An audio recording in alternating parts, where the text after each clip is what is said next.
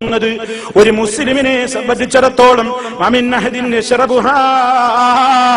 ഒരാൾ മദ്യം ഒരിക്കൽ തന്നെ കുടിച്ചാൽ പോലും 40 ദിവസത്തെ നിസ്കാരം സ്വീകരിക്കൂല.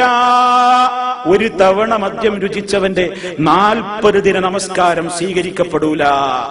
മാത്രമല്ല വലാ യമൂതു വഫീ മസാനീഹി മിന്നു ശൈഉൻ ഇല്ലാ ഹുർരിമത് അലൈഹിൽ ജന്ന. അത് കുടിച്ച ലഹരി അവന്റെ വയറ്റിലുണ്ടായിരിക്കെ അവൻ മരണപ്പെട്ടു കഴിഞ്ഞാൽ സ്വർഗം അവന്റെ മേൽ നിഷിദ്ധമാണ്. സ്വർഗം അവന്റെ മേൽ നിഷിദ്ധമാണ്. മാതമീതത്തൻ ജാഹിലിയ, ജാഹിലിയ മരണമാണ് അവൻ മരിക്കുന്നത്. ആലോചിച്ചു നോക്കണം. ഇസ്ലാം വളരെ ഗൗരവത്തിലായത് പറയുന്നത്, വളരെ ഗൗരവത്തിലാണ്. മുസ്ലിം സമുദായം ഇതിനൊക്കെ വളരെ ഒരു ലാഘവ ബുദ്ധിയോടുകൂടി കാണുകയാണ്. എന്തേ അങ്ങനെ പറയാൻ കാരണം എന്നറിയോ? നിങ്ങൾ നാട്ടിലൊന്ന് പോയി നോക്കി. കല്യാണവേളകളിൽ മുസ്ലിമീങ്ങളുടെ കല്യാണത്തിന്റെ ദിവസം പൊട്ടിക്കുന്ന കുപ്പികൾ എത്രയാണ്? ഓ, ആ ജിയാരുടെ വീട്ടിൽ പൊട്ടിക്കുന്നത് എത്രയാണ്? പണക്കാരന്റെ വീട്ടിൽ പൊട്ടിക്കുന്ന കുപ്പിയുടെ എണ്ണം എത്രയാണ്?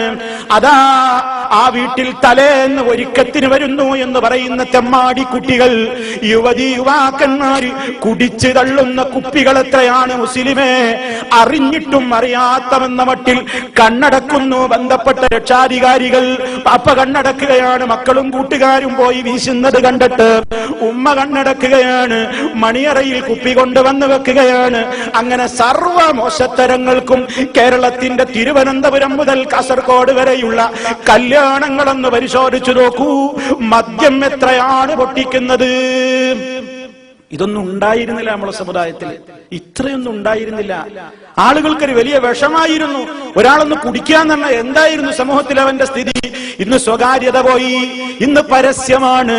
ഒരു പ്രശ്നവും ഒരാൾക്കുമില്ലല്ലോ, യാതൊരു ബുദ്ധിമുട്ടും ഒരാൾക്കുമില്ലല്ലോ. ഈ ഒരവസ്ഥ ലോകത്ത് വരുമ്പോ അള്ളാഹുവിന്റെ റസൂൽ സല്ലല്ലാഹു അലൈഹി വസല്ലം പറഞ്ഞില്ലേ, നാളെ മഹ്ശറിൽ എത്തിക്കഴിഞ്ഞാൽ ഈ രൂപത്തിൽ ഇത് രുചിച്ചു നോക്കിയവൻ അങ്ങനെ തൗബ ചെയ്യാതെ മരിച്ചുപോയിട്ടുണ്ടെങ്കിൽ വസഖാഹു മിൻ തീനത്തിൽ ഖബാൽ, തീനത്തുൽ ഖബാലിൽ നിന്നാണ് നരകത്തിൽ വെച്ചവന് കുടിപ്പിക്കപ്പെടുക. എന്താണ് ഈ തീനത്തുൽ ഖബാൽ? തീനത്തുൽ ഖബാൽ എന്ന് പറഞ്ഞാൽ എന്താണ്?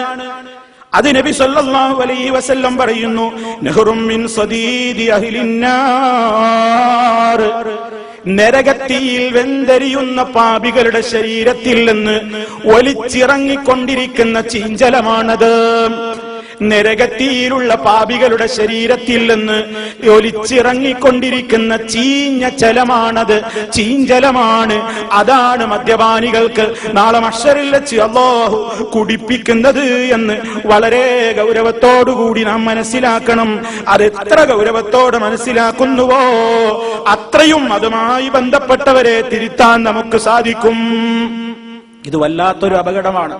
ഇതിൽ നിന്ന് രക്ഷപ്പെടാൻ മനുഷ്യന് കഴിയാതാവുകയാണ്. ഇന്നിപ്പോ എത്രയോ സ്ഥലങ്ങളുണ്ട് മദ്യപാനികളെ നല്ലവരാക്കാനുള്ള സ്ഥാപനങ്ങൾ.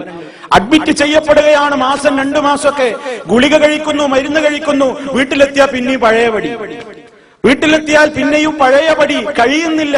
കിട്ടാഞ്ഞാൽ വിറക്കുകയാണ്, കിട്ടാഞ്ഞാൽ ബോധരഹിതനായി വീഴുകയാണ്. എത്രത്തോളം അപകടത്തിലേക്കാണ് നീങ്ങുന്നത്. അതുകൊണ്ട് ഇത് ലോകത്ത് വ്യാപിക്കുന്ന ഒരവസ്ഥയാണ്. അത്തരം കാര്യം നബി സല്ലല്ലാഹു അലൈഹി വസല്ലം മുന്നറിയിപ്പ് നൽകുന്നത്. അതുമായി ബന്ധപ്പെടുന്ന ഒരു കാര്യത്തിലേക്കും മുസ്ലിം തീരെ എത്തി നോക്കാതിരിക്കാൻ തന്നെയാണ്.